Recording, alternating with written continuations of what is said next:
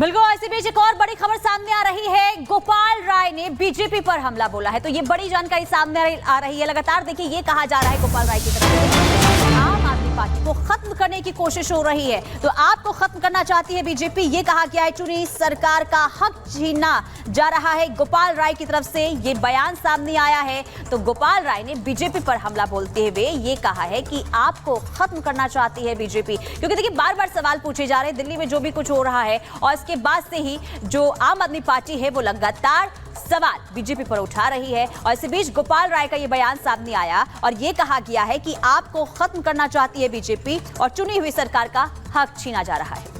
Support कर रही हैं जिस तरह की घटना हुई है धर्मनगरी ने, आपने सवाल भी पूछने की कोशिश की, गणेश ने भी सवाल पूछने की कोशिश की, लेकिन ऐसा लगता है कि जब उनसे जुड़े सवाल होते हैं, जहां गलती होती है, तो मुंह बधिर हो जाते हैं ऐसे नेता। बिल्कुल सलोनी, हम यहाँ पर पहुंचे, हमने एक एक व्यक्ति से बात करने की कोशिश की, लेकिन अगर जनता की बात करें तो आक्रोश है, नाराजगी है। हम पीड़ित के गांव पहुंचे, उस जगह पर पहुंचे जहां लोगों के चेहरों पर मायूसी दिखाई दी। उन्होंने बताया कि कैसे ये व्यक्ति जिसका नाम मोहित खान है, ये अपने रसूख का इस्तेमाल करता था, लोगों को परेशान करता था।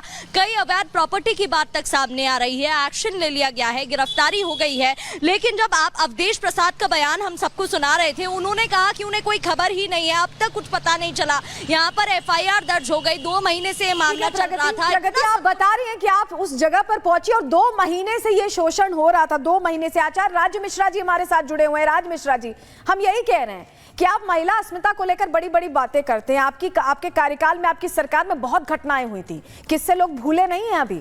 और अभी जरा सी जीत क्या हुई और उसके बाद इस तरह की घटना आती है, और आपकी इतनी जिम्मेदारी भी नहीं बनती कि आप जनता को आके कम से कम ये कहें कि हम कार्रवाई खुद भी करेंगे, हम भी देखेंगे कि ये हमसे कैसे जुड़े हैं, इनको हम हटा रहे हैं पार्टी से, यही कह देते। सबसे पहले श्री रामचरितमानस की एक चौपाई है कि क्षुद्र नदी सम चली उतराई और जस थोरे धन खल बउराई।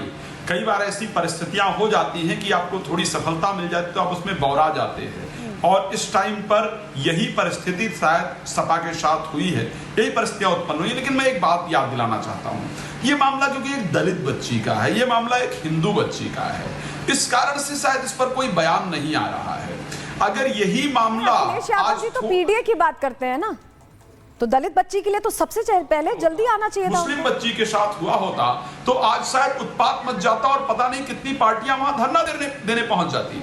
आपको याद करना होगा सपा पार्टी का पुराना बयान, जहां उन्होंने कहा कि मैं जहां पर मुस्लिम लड़कियों को 30,000 का अनुदान दिया गया था और हिंदू बच्चियों के लिए कुछ नहीं किया गया था। आप लोगों को शायद याद होगा मुलायम सिंह का ये बयान, आप सबको याद होगा कि मैं मुस्लिमों के लिए जिंदा हूं और मुस्लिमों के लिए ही मरूंगा। तो जब जिस पार्टी के मुख्यतम व्यक्तियों का इस प्रकार का बयान आया हो कि मैं उन्हीं के लिए जिंदा हूं और उन्हीं के लिए मरूंगा, तो फिर हम उनसे हमारी एक्सपेक्टेशन कैसे हो सकती है। तो इस कारण से, क्योंकि ये मामला आखिर यही सोचिए आप, चाहे बंगाल के अंतर्गत किसी महिलाओं पर अत्याचार होता है, उत्पीड़न होता है, तो वहां पर कोई पार्टी जाकर के उत्पात नहीं मचाती है, धरना नहीं देती है।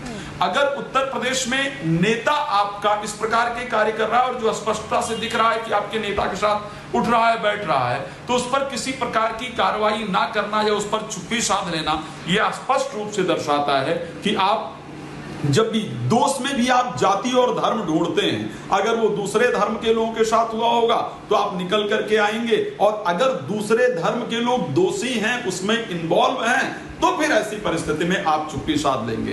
तो कारण है क्योंकि उनको वहां पर अपना वोट बैंक नजर आ रहा है, और ये लड़की सनातन धर्मी है, ये लड़की हिंदू समाज से जुड़ी हुई लड़की है, ये लड़की हमारे। मिश्रा जी, आप बड़ी बात कह रहे हैं, वोट बैंक के डर से अखिलेश यादव कुछ कह नहीं रहे हैं। हमारे साथ रामकुमार पाल जी भी जुड़े हुए हैं। रामकुमार पाल जी, वही वोट बैंक है उसी जगह का जहां से सांसद बने अवधेश प्रसाद, जिसको लेकर सदन के अंदर ऐसा दिखाया था अखिलेश यादव ने जैसे उन्होंने कोई बहुत बड़ी ट्रॉफी जीत ली। दरअसल ये ट्रॉफी नहीं है, जिम्मेदारी है जनता की, जनता को लेकर, और उसी जनता से नजर चुराते हुए चुपचाप बैठे हुए हैं। देखिए, इसमें तो हमारे जो बीजेपी के चुनाव लड़े थे सांसद, उनकी गलती है।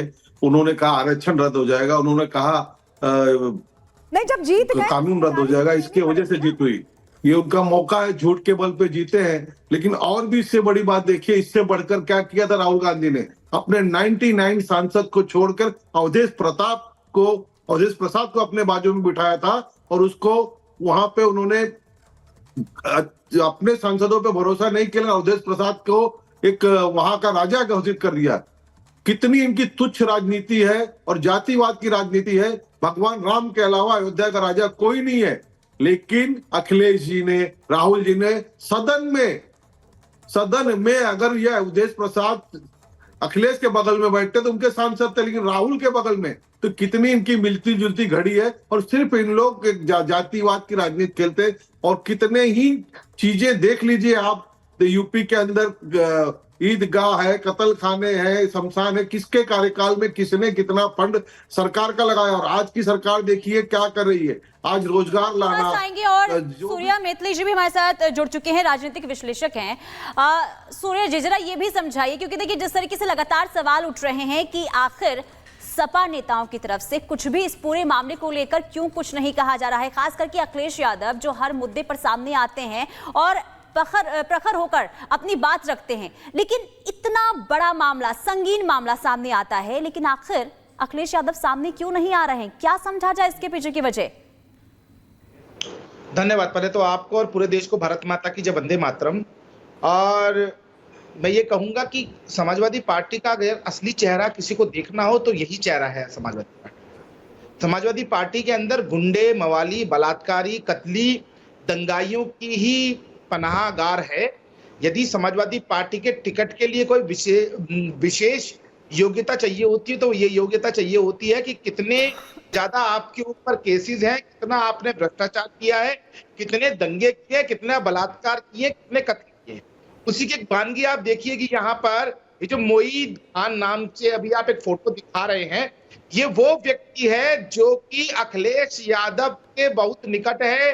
अखिलेश यादव के जो अवधेश कुमार हैं, अयोध्या फैजाबाद से सांसद हैं, उनके खासमखास है, राइट हैंड है, 5 वक्त के नमाजी हैं और साथ ही साथ अपने क्षेत्र की सभी मस्जिदों के मौलाना भी हैं ये जी। और इन्होंने 12 साल की बच्ची के संग जिस प्रकार का दुराचार और दुर्व्यवहार किया है, ये सबको दिख रहा है और ये बहुत दुखद है। और इसके ऊपर जिस प्रकार का कंडक्ट जो है वो अभी देखा गया अवधेश कुमार की तरफ से, बहुत निंदनीय है।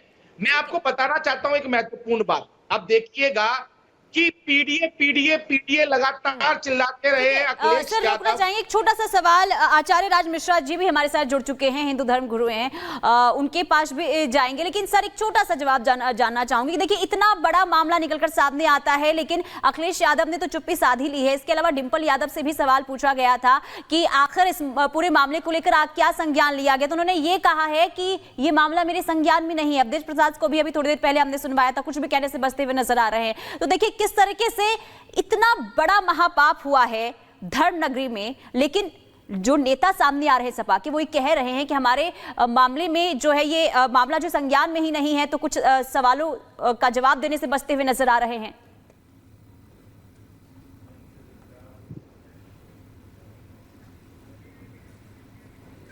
चलिए, आवाज नहीं पहुंच रही। हमारे साथ आचार्य विक्रमादित्य भी जुड़े हुए। विक्रमादित्य जी, धर्म नगरी से घटना सामने आती है, उसी धर्म नगरी से जहां अवधेश प्रसाद को बहुत बड़ी जिम्मेदारी जनता ने दी थी। अवधेश प्रसाद बेखबर बने हुए हैं।